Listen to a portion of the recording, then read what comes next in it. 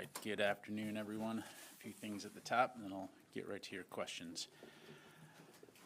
All right, first up front, I know many of you continue to have questions about what happened in Russia over the weekend, and I know that you're aware of what the White House has already said on this matter, so I won't retread that ground other than to provide a brief overview of Secretary Austin's engagement during the weekend. On Saturday morning, Secretary Austin and General Milley participated in a briefing with President Biden, the Vice President, and other principals to discuss the situation in Russia.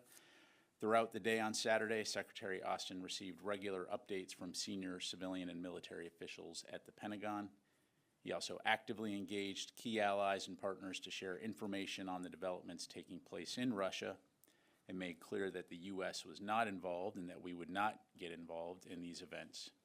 And as you've heard the White House and State Department say, we view the security situation in Russia as an internal Russian matter.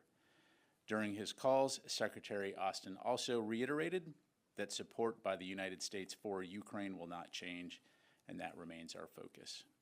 And toward that end, the Department of Defense announced earlier today additional security assistance to meet Ukraine's critical security and defense needs. This is the 41st drawdown of equipment from DoD inventories for Ukraine since August 2021, and includes key capabilities to support Ukraine's air defense requirements, as well as additional armored vehicles, anti-armor systems, munitions, and other equipment valued up to $500 million to help Ukraine defend their nation and take back sovereign territory.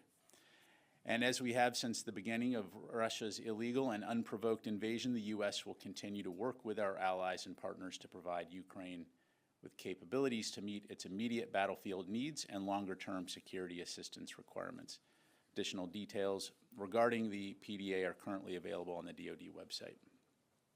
Separately, Secretary Austin also spoke on the phone today with Qatar Minister of State for Defense Affairs, His Excellency Dr. Khalid bin Mohammed Al Attiyah, to reaffirm the strength of the U.S.-Qatar defense partnership and U.S. commitment to continued security cooperation in the interests of peace and stability.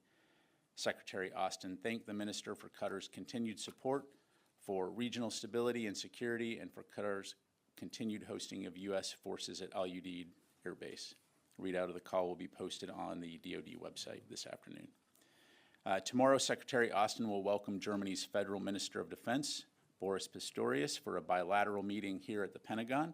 The leaders are expected to discuss a variety of topics to include Germany's support to bolstering NATO's eastern flank and their significant security assistance contributions to Ukraine. A full readout will be posted on defense.gov following the meeting. Finally, U.S. Naval Forces Central Command and the Department of State co-hosted a two-day multilateral maritime security meeting in Bahrain, June 25 through 26, for 90 senior military officers and diplomats from 22 nations, as well as senior representatives from the Gulf Cooperation Council. Senior government officials representing Europe, the Indo-Pacific, and Middle East came together at the invitation of the United States to address a recent uptick of threats within the maritime domain in the Persian Gulf, Strait of Hormuz, and Gulf of Oman. Participants reiterated their commitment to upholding international law and pursuing collective efforts to prevent threats to vessels traveling across these critical regional waterways. A joint statement from the 22 participating nations and the Gulf Cooperation Council is available on the U.S. Naval Forces Central Command's website. And on that note, in addition to the joint statement, I'd also refer you back to the July 2022 Jeddah communique between the U.S. and Saudi Arabia, which emphasized the importance of preserving the free flow of commerce through strategic waterways. This most recent engagement in Bahrain reaffirms the sustained commitment of the United States to achieving that goal and serves as an example of DoD's national defense strategy-driven partnered approach in action. And before I conclude, I'd also like to do a quick shout out and show of appreciation for Secretary Austin's Deputy Chief of Staff, Mela Louise Norman, whose last day with the department is tomorrow.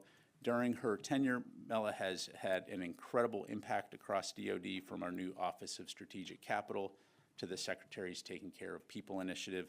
She's made a tremendous difference across the DoD, addressing some of our most complex issues. So on behalf of Secretary Austin and the entire office, of the Secretary of Defense team. We extend our sincere thanks and best wishes in her next chapter. And with that,